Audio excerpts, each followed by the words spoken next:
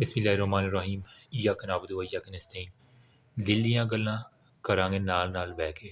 As promise last video में मैंने आपके साथ अनाउंसमेंट की थी पैथोलॉजी की morphology on your finger tips, मसला जड़ से ख़त्म इंशाल्लाह। हम शुरू कर रहे हैं। पहला टॉपिक है हार्ट। हार्ट की पैथोलॉजी के अंदर ये चार जो है ना उसकी बुनियादें हैं।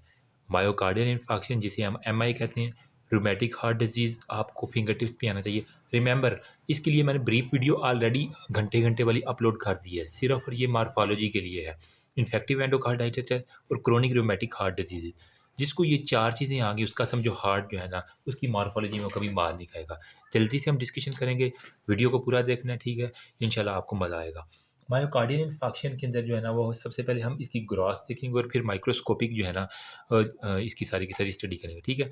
नंबर 1 पे हमने इसकी जो है ना वो ग्रॉस स्टडी करनी है और नंबर 2 पे आपने माइक्रोस्कोपिक करनी है, ठीक है? अब बंदा आ गया जी आपके पास मायोकार्डियल इन्फाक्शन के साथ, तो आप उसके अंदर क्या-क्या चीज़ें देखेंगे, किस-किस डे के ऊपर देखेंगे वो हम यहाँ पे देख लेते हैं। ग्रॉस के अंदर सबसे पहले जो है ना वो इसको मैं 3 कैटेगरीज़ के अंदर डिवाइड करता हूँ, ठीक है?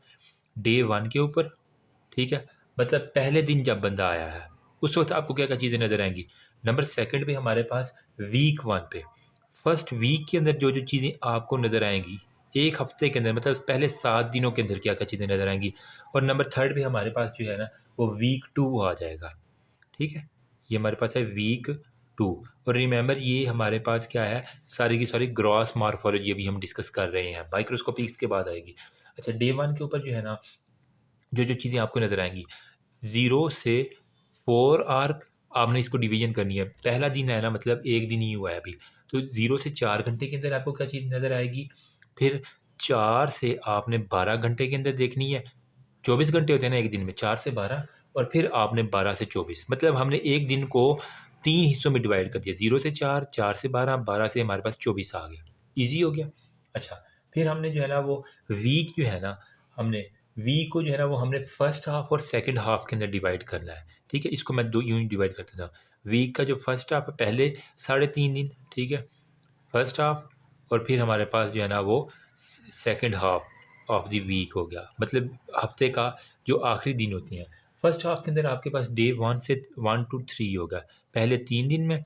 फिर हमारे पास 3 से जो 7 दिन है ना, वो हमारे पास सेकंड हाफ के अंदर जो-जो चीज़ें आएँगी, ठीक है?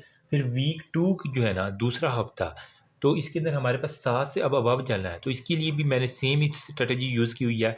हमारे पास फर्स्ट हाफ होगा, ठीक है, वीक 2 का, और नंबर 2 में हमारे पास क्या होगा, सेकंड हाफ होगा, ठीक है? सेकंड हाफ हो गया। अब फर्स्ट हाफ के अंदर हमारे पास क्या होगा, 7 दिन तो यहाँ तक हो गए, तो 7 से आगे 3 दिन ले जाओ, 7 से हमारे पास 10 दिनों के अंदर जो-जो चीज़ें चेंजेज़ आएँगी। फिर हमारे पास सेकंड हाफ में जो 10 से 14 डे के ऊपर जो हमारे पास चीज़ें आपको नज़र आएँगी, वो सारे की सारी हम डिस्कशन करेंगे, ठीक है? तो ये एक प्रॉपर स्ट्रैटेजी है जिसके साथ मैं चलना चाह रहा हूँ।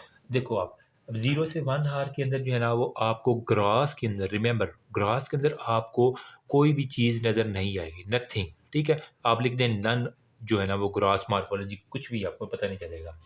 जबकि 4 से 12 घंटे के अंदर आपको क्या आएगा, ओकेजनल डार्क मोटलिंग आपको नज़र आएगी, ठीक है? ओकेजनल डार्क मोटलिंग, यूँ कह लें कि डार्क जो है ना वो धब्बे से आपका मोटलिंग यही होता है ना, ठीक है? तो डार्क मोटलिंग आपको नज़र आएगी, जबकि हमारे पास ये है ओकेजनल, जबकि 12 से 24 घंटे के अंदर वो प्रॉपर धब्बे नुमा की सूरत बन जाएगी। तो ये हमारे पास क्या होगा, यहाँ पे आपको अब ओकेजनल नहीं आएगा, सिर्फ़ और सिर्फ़ डार्क मोटलिंग अब सिर्फ़ आपको नज़र आ जाएगी। जिनको जो है डार्क मोटलिंग का नहीं ना पता, तो यूँ यूँ कह लें कि रेड रेड और ब्लैक ब्लैक जो है ना वो आपको दबे इस तरह करके आपको नज़र आएगा, ठीक है? एक जस्ट आइडिया जो मेरे जैसे ना बेचारे जिनको नहीं पता चलता, तो उनके लिए मैं जस्ट ईज़ीएस्ट वे में, कुछ भी चेंजेस नहीं, ओकेजनल डार्क मोडलिंग हल्के-हल्के, फिर हमारे पास प्रॉपर डार्क मोडलिंग आ गई। अब वीक फर्स्ट के ऊपर आपके पास क्या आएगा? मोस्ट ईज़ीएस्ट वे में मैं समझाना चाह रहा हूँ। फर्स्ट हाफ के अंदर वो कह रहा है येलो टैन जो है ना वो इन्फेक्टेड सेंटर आपको नज़र आएगा, ठीक है? येलो टैन इन फ्रैक्ट इन्फेक्ट सेंटर, ठीक है? इन्फ्रैक्शन होता है ना, ठीक है? वहाँ पे आपको येलो टैन जो है ना वो आपको मिल जाएगी, जबकि सेकंड हाफ के अंदर आपको क्या पड़ेगा, सेंट्रल येलो टैन सॉफ्टनिंग आपको नज़र आएगी, ठीक है? यहाँ पे सेंट्रल येलो टैन सॉफ्टनिंग जो है ना वो आपको नज़र आएगी। तो ये आपने सेंट्रल कहाँ पे आती है, सिंपल येलो टैन इन्फ्रैक्टेड सेंटर कहाँ पे आते हैं, ठीक है। और ये सॉफ्टनिंग का लफ्ज़ आपने लाजमी याद रखना कि वो सेकंड हाफ 3 टू 7 वीक के अंदर नज़र आते हैं। ओकेजनल का लफ्ज़ नहीं भूलना, क्योंकि ये सारे के सारे एमसीक्यूज़ हैं। और प्रॉपर अगर डार्क मोटली सिर्फ लिखा तो वो हमारे पास 12 से 24 घंटे के अंदर आपको नज़र आएगी दिल के ऊपर। अब हमारे पास जो वीक 2 है ना, इसका फर्स्ट हाफ और इसका सेकंड हाफ, यार जब भी वीडियो बनानी होती है ये आ जाता है। Really sorry for the background noise यार, ये तो पता नहीं। फर्स्ट हाफ वीक सेकंड की तरफ देखो, फर्स्ट हाफ हो गया और सेकंड हाफ हो गया यार।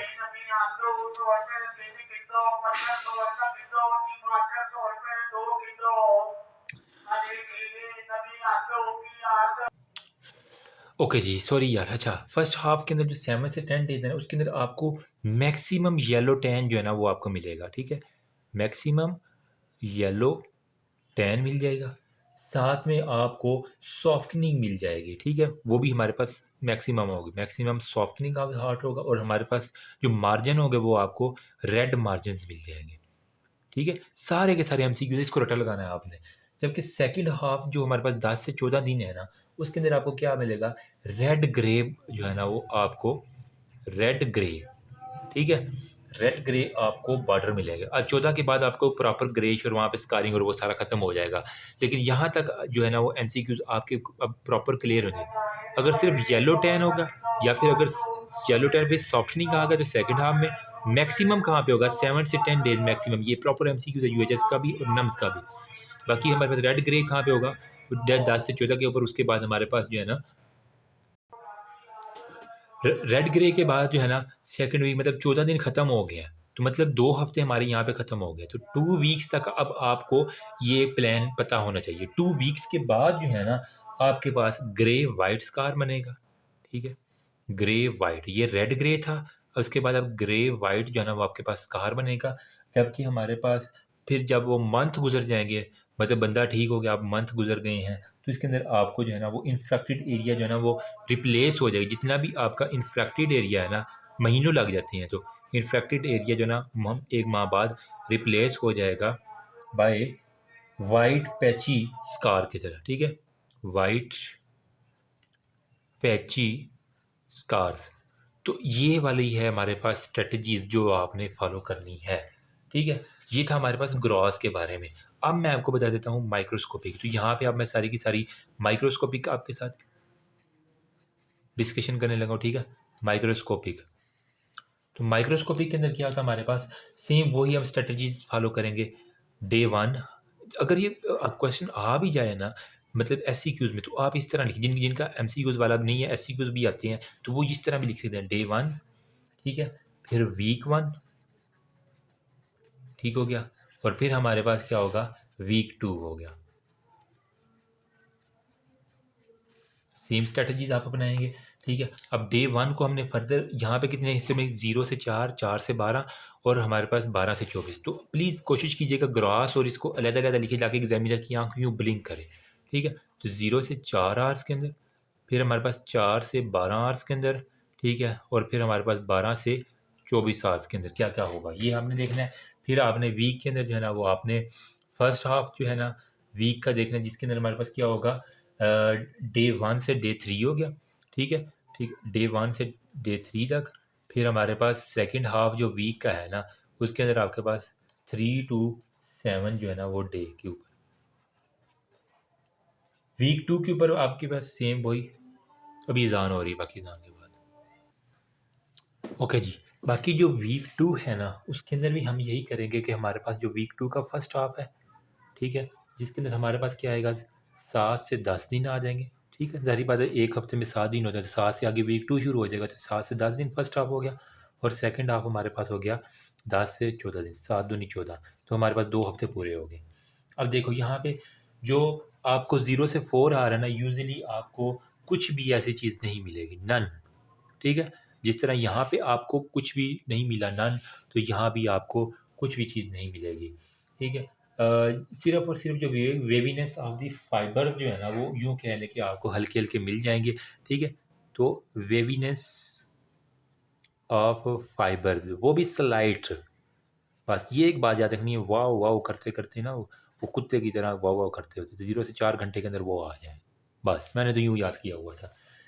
जबकि 4 से 12 घंटे के अंदर जो है ना वो आपको क्या क्या चीज़ नज़र आएगी, माइक्रोस्कोपिक, रिमेंबर माइक्रोस्कोपिक है। इसके अंदर आपको 4 से 12 घंटे के अंदर एडीमा और हेमरेज, ठीक है, एडीमा, साथ में आपको हेमरेजेस दिख जाएंगे मल्टीपल, साथ में कोएगुलेटिव नेक्रोसिस होगी। आपने जनरल पैथोलॉजी के अंदर नेक्रोसिस की टाइप पढ़ी थी, ल्यूकोफिकेटिव थी, कोआगुलेटिव थी और 3-4 और भी थी। तो इसके अंदर जो कोआगुलेटिव है वो हमारे पास स्पेशली था, दिल का मामला था। तो मैंने यूँ याद कि दिल जो है ना वो जम गया है, तो कोआगुलेटिव नेक्रोसिस, ये एमसीक्यू पक्का लगा हुआ था, एक दफ़ा मैंने पास्ट का दिखा था। कोआगुलेटिव नेक्रोसिस 4 से 12 घंटे के अंदर आपको दिख जाएगी।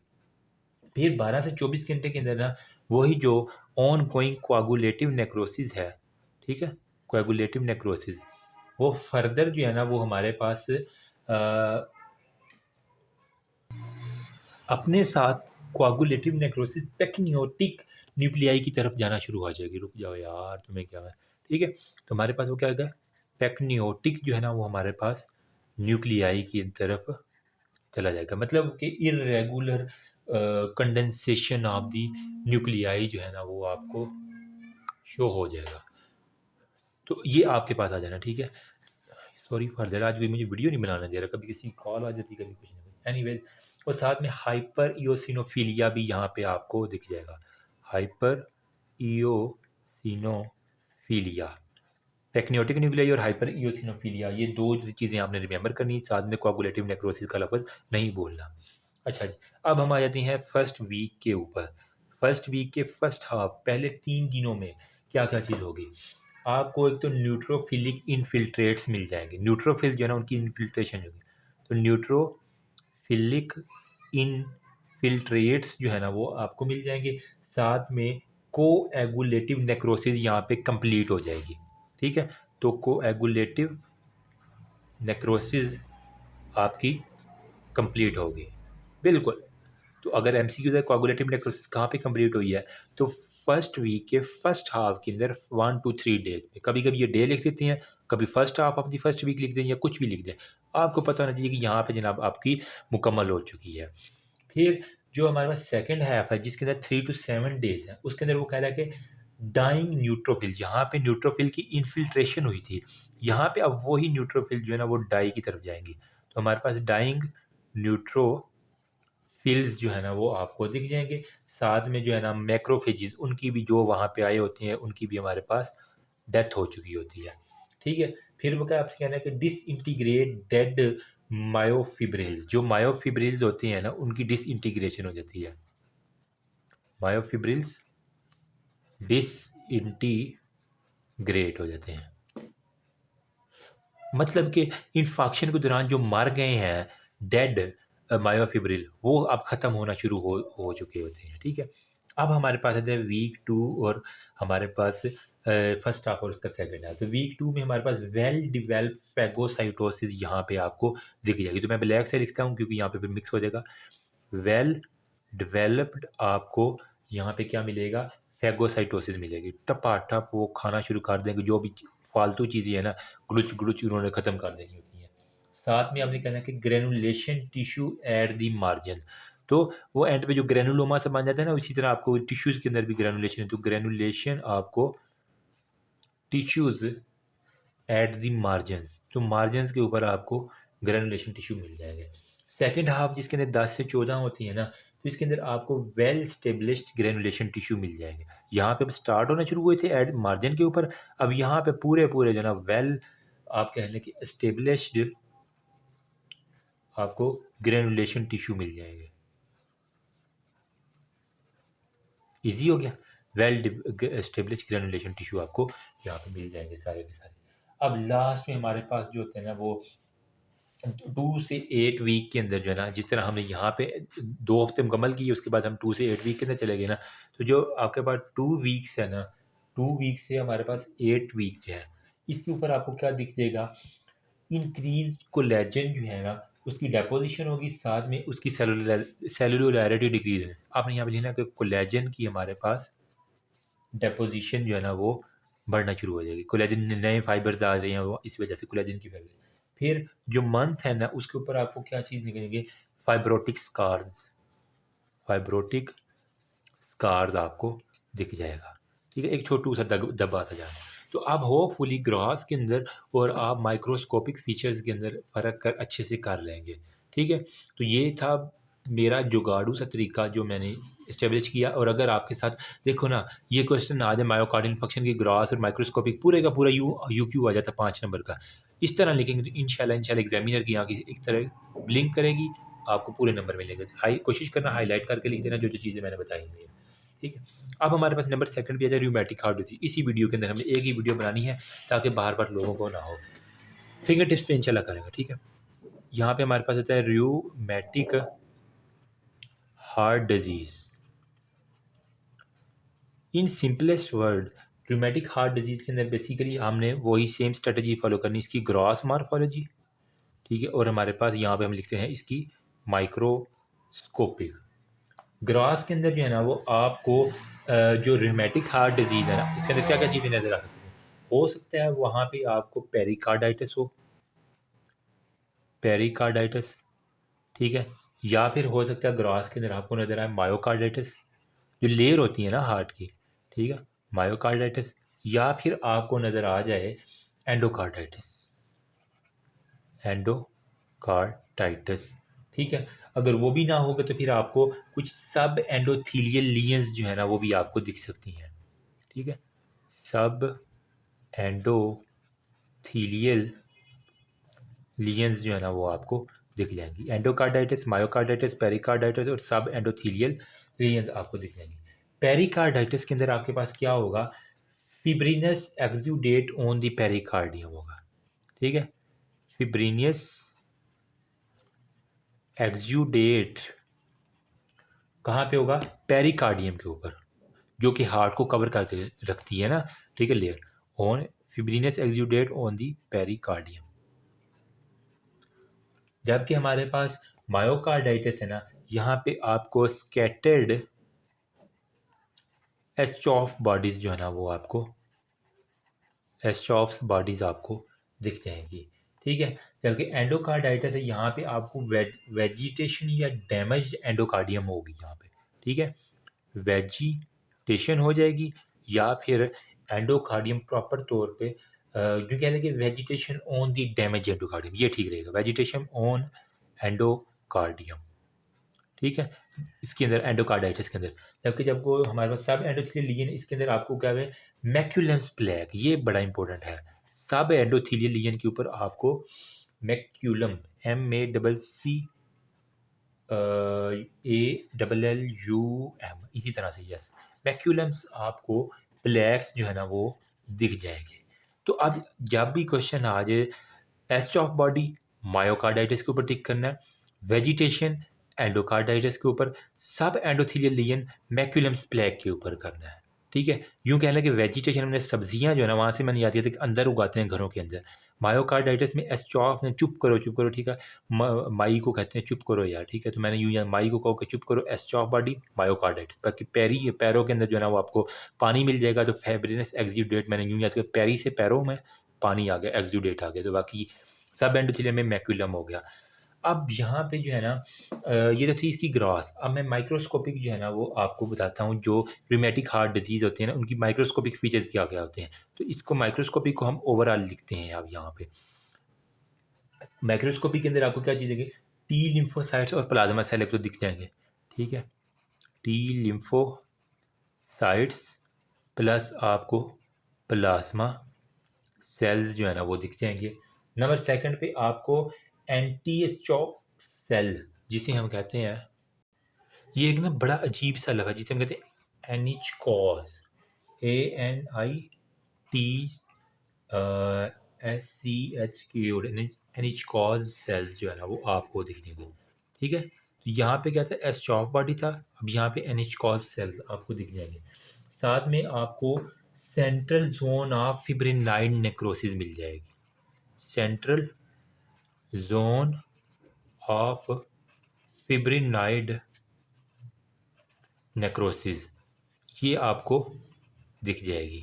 ठीक है, और जो एनिचकॉस सेल्स है ना, इसके अंदर क्या होता है, प्लम्प माइक्रोफेजिस क्रोमेटिन कंडेंस होता है इन अ वेवी रिबन लाइक। ठीक है, तो यहाँ पे उसने एक लफ्ज़ यूज़ किया हुआ है caterpillar cell, CATTER, caterpillar cell.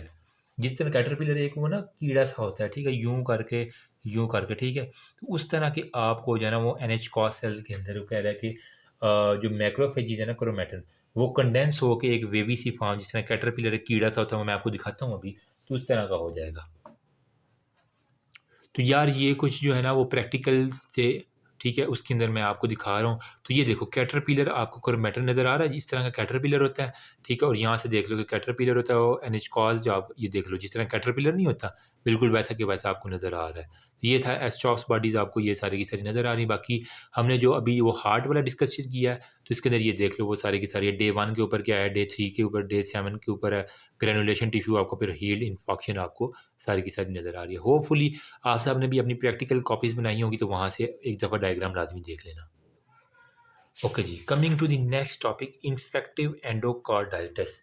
तो इन्फेक्टिव एंडोकार्डाइटिस के अंदर हम नहीं नहीं नहीं नहीं नहीं रूमेटिक हो गया ना, ठीक है, उसके बाद पहले हम कर लेते हैं क्रोनिक रूमेटिक के अंदर। ठीक है, इन्फेक्टिव कहते हैं पहले, रूमेटिक हो गया, ये क्रोनिक रूमेटिक को पहले डिस्कशन कर लेते हैं ताकि ये तुम्हारा रूमेटिक वाला खत्म हो ना। ठीक है, अगर तो आपके पास आ जाए कि क्रोनिक रूमेटिक हार्ट डिजीज़, ठीक है, क्रोनिक रूमेटिक हार्ट डिजीज़, तो इसके अंदर आप क्या देखेंगे, क्रोनिक के अंदर आपको फिर वही दो चीज़ें आपने देखनी है, एक आपने ग्रास मॉर्फोलॉजी देखनी है, एक आपने माइक्रोस्कोपिक देखनी है। जो क्रोनिक वाला होगा ना, उसके अंदर आपको जो कमीशर्स हैं, ठीक है, COMMIS कमीशर्स, उसकी एक तो शॉर्टनिंग जो है ना वो आपको दिख जाएगी, साथ में जो लीफलेट्स हैं, ठीक है, वो आपको उसकी थिकन नज़र आएंगे, जिसके ऊपर आपको फाइब्रस टिश्यू और साथ में कैल्सिफिकेशन नज़र आएगा, fibrous tissues along with calcification आपको दिख जाएगी। ठीक, फिर आपके पास जो ल्यूमन है वो किस तरह का नज़र आएगा, जिस तरह होता है ना फिश माउथ, ठीक है, वैसे का आपको ना, ये इंपॉर्टेंट SCQ है, MCQ, फिश माउथ अपीयरेंस आपको नज़र आएगी, या फिर आपको कह लें कि बटन होल जो है ना वो स्टीनोसिस जिसको हम कहते हैं, बटन होल स्टीनोसिस आपको दिख जाएगा, बटन होल स्टीनोसिस, या फिर हमारे पास फिश माउथ होता है। ठीक है, तो ल्यूमन आपको यूं, फिश माउथ किस तरह का होता है, ठीक है, यूं करके यूं करके यूं करके, ठीक है, तो इस तरह का आपको, या फिर बटन होल जिस तरह बटन के अंदर सुराख से होता है इस तरह का आपको नजर, साथ में फिब्रस जो है ना, लीफलेट जो भी आपको साइडों वाले होंगे, ठीक है, मायोकार्डियस के, वहाँ पे आपको कैल्सिफिकेशन, साथ में कमीशर जो है वो आपको शॉर्टनिंग में नजर आएगी। माइक्रोस्कोपिकली क्या चीज़ देखेंगे आप, माइक्रोस्कोपी जो आपको फाइब्रोसिस होगी वो आपको डिफ्यूज़ होगी, डिफ्यूज़ आपकी फाइब्रोसिस होगी, साथ में नियोवेस्कुलराइजेशन होगी, नियोवेस्कुलराइजेशन होगी, साथ में मोस्ट कॉमनली जो इसके अंदर अफेक्टेड वाल होता है, तो ये MCQ है, क्रोनिक रूमेटिक हार्ट डिजीज़ के अंदर मोस्ट अफेक्टेड जो वाल है वो हमारे पास माइट्रल वाल होता है, माइट्रल, या जिसको हम बाइकस्पिड भी कहते हैं ना, ठीक है, तो माइट्रल वाल जो है ना वो हमारे पास सबसे ज़्यादा अफेक्टेड होता है। ठीक है, फिर हमारे पास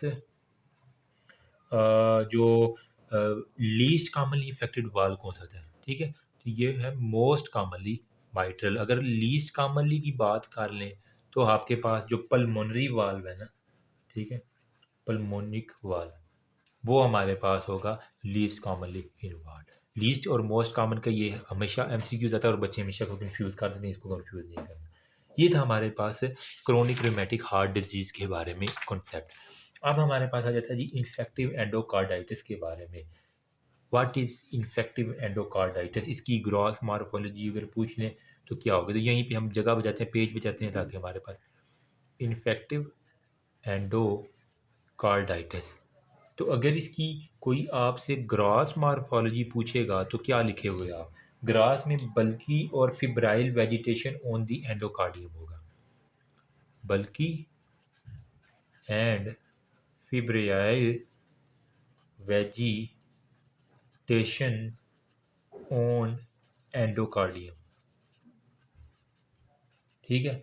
फिर हमारे पास जो वेजिटेशन है ना वो क्या करेगा, इरोड करेगा मायोकार्डियम को। यही जो वेजिटेशन हुई है एंडोकार्डियम के ऊपर, ये क्या करेगी, इरोड करेगी हमारे पास जो नीचे दिल का मायोकार्डियम है उसको। एंडो, मायो और एपिकार्डियम होता है, ठीक है, पेरिकार्डियम से, ठीक है। तो इरोड करेगी हमारे पास ये मायोकार्डियम को,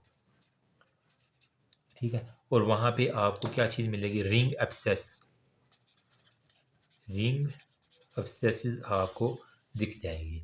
साथ में क्या है कि शेडिंग ऑफ द एम्ब्यूलाई, जो एम्ब्यूलाई है ना, ठीक है, वो थ्रोम्बस और वो एम्बुलस के अंदर, तो इसकी शेडिंग हो जाएगी, शेडिंग ऑफ द एम्ब्यूलाई। ये तो थी इसकी ग्रॉस मार्फोलॉजी के बाद। अब जल्दी से हम डिस्कशन कर लेते हैं जो माइक्रोस्कोपिक फीचर हैं, वो ग्रास थी। अब हमारे पास जो माइक्रोस्कोपिकली आप देखेंगे उसके अंदर आपको क्या नज़र आएगा, इन्फेक्टिव एंडोकार्डाइटिस के अंदर आपको दिखेगा जी basophilic zone of the bacteria. Important MCQs, basophilic zone होगा किसका, बैक्टीरिया का, ठीक है। साथ में आप कह रहे हैं डैमेज्ड एंडोकार्डियम होगी, ठीक है। डैमेज एंडोकार्डियम आपको प्रॉपर दिखेगी, तबाह हुई हुई, जिसके अंदर आपको क्या क्या चीज़ें नजर आएगी, फिब्रिन और एक हमारे पास प्लेटलेट्स, जो चीज़ें आपको दी, फिब्रिन होगी, साथ में आपको प्लेटलेट्स जो है ना वो आपको दिख जाएगी। फिर इन्फ्लेमेटरी सेल्स होंगे और साथ में ग्रेनुलेशन टिश्यू होंगे, ठीक है। इन्फ्लामेटरी सेल्स होंगे, ज़ाहिर बात है जहाँ पे डैमेज हुआ तो वहाँ पे इन्फ्लामेटरी सेल्स होंगे, और साथ में आपके पास डैमेज जो है ना वो टिश्यूज होंगे, ठीक है। अयोटिक और माइट्रल वाल्व वो कह रहे हैं मोस्ट कॉमन राइट वाल्व है जो कि इन्वॉल्व होते हैं इन आईवी ड्रग अब्यूज़र के अंदर, ठीक है। तो अगर वो आईवी ड्रग अब्यूज़र है, बड़ा पक्का एमसीक्यूज़ है, आईवी ड्रग अब्यूज़र के अंदर जो आपका अयोटिक है, जो आपका माइट्रल वाल्व है, ठीक है, ये दोनों वाल आपके क्या कहते हैं, हमारे पास मोस्ट कॉमनली वाल्व है जो कि इन्वॉल्व होते हैं किन के अंदर, आईवी ड्रग अब्यूज़र के अंदर। अगर अब ना सब एक्यूट का केस आ जाए, इन्फेक्टिव एंडोकार्डाइटिस, मतलब एक्यूट नहीं था लेकिन सब एक्यूट था, वो सब एक्यूट इन्फेक्टिव एंडोकार्डाइटिस, तो उसके अंदर आप क्या लिखेंगे, उसके अंदर आपने सेम ये लिखना है कि वेजिटेशन जो है ना वो एग्जिबिट करेगी ग्रेनुलेशन टिश्यू, ठीक है। जो हमारे पास वेजिटेशन हुई है वो हमारे पास क्या शो करेगी, शो करेगी हमारे पास ग्रेनुलेशन टिश्यू, ठीक है, ग्रेनुलेशन टिश्यूज। अब वो टिश्यू जो है ना वो कहाँ पे होंगे, बेस ऑफ दी हीलिंग होगी, ठीक है, जहाँ पे इंडक्टिव हीलिंग हो रही है वहाँ पे आपको जो है ना वो ग्रेनुलेशन टिश्यू दिखेंगे। विद टाइम जो है ना वहाँ पे आपको फाइब्रोसिस होगा, ठीक है, साथ में कैल्शियम डिपॉजिट जिसे हम कैल्सिफिकेशन कहते हैं वो होगा, और साथ में क्रोनिक इन्फ्लामेटरी इन्फिल्ट्रेट्स जो है ना वो आपको क्रोनिक इन्फ्लामेटरी इन्फिल्ट्रेट्स जो है ना वो आपको दिख जाएंगे, ठीक है। तो ये आप बातें अगर याद कर लेंगे, इनफैक्ट अगर मैं आपको डायग्राम दिखाता हूँ, ये अगर आप अपनी प्रैक्टिकल कॉपी में देखेंगे ना तो इन्फेक्टिव एंडोकार्डियम न्यूट्रोफिल्स, फिब्रिन और मैंने कहा था बैक्टीरियल जोन होता है, ठीक है, बेजोफिलिक बैक्टीरियल जोन, तो वो आपको कॉलोनीज इस तरह की ना इन्फेक्टिव एंडोकार्डाइटिस के अंदर दिख जाएंगी। होपफुली ज़्यादा नहीं तो कुछ ना कुछ अब आपको आइडिया हो गया होना है। तो दैट्स ऑल अबाउट हार्ट, ठीक है। अगर किसी ने इतनी मार्फोलॉजी कर ली तो वो इंशाल्लाह मार नहीं खाएगा, क्योंकि ये मोस्ट रिपीटेड क्वेश्चन है, ठीक है। इसका यहीं से स्क्रीनशॉट ले लो। आई ट्राइड माय बेस्ट कि मैंने जितना हमारे टीचर्स ने हमें बताया, जितना मुझे आता था मैंने आपके साथ शेयर कर दिया। फिर भी अगर किसी को मसला हो तो यू आर ऑलवेज वेलकम, मुझसे कोई गलती हुई हो तो you are always welcome, comment section open है, ठीक है। कोई सजेशन देना चाहें तो आपके पास है। तो हमारा पहला जो है ना वो अल्हम्दुलिल्लाह से ये हार्ट वाला ये कंप्लीट हो गया। अब हमारा नेक्स्ट जो है ना वो हमारे पास है जी ब्लड वेसल। इसको हम नेक्स्ट वीडियो में एक ही वीडियो बनानी है, उसके बाद RBC WBC, और मेरी कोशिश है कि आज जो है ना वो 8 जो है ना वो मैं टॉपिक कवर कर दूँ, अल्लाह मुझे हिम्मत दे। बाकी दुआओं में याद रखना, होपफुली किसी ना किसी की हेल्प हो जाएगी तो मेरा ये मकसद पूरा हो जाएगा वीडियो बनाने का, क्योंकि रिक्वेस्ट बहुत ज़्यादा थी तो मैंने कहा चलें यार शायद किसी वजह कोई पास हो जाए मेरी वजह से तो बहुत कामयाबी होगी, ठीक है। दुआओं में याद रखना। थैंक यू सो मच, अल्लाह हाफिज़। और इसकी मैं अलहदा से प्लेलिस्ट बना दूंगा, तो अगर कोई को मुश्किल हो ढूंढने में तो प्लेलिस्ट के ऊपर जाके बाकी सारी वीडियोस भी ना आप देख लेना, ठीक है। Thank you.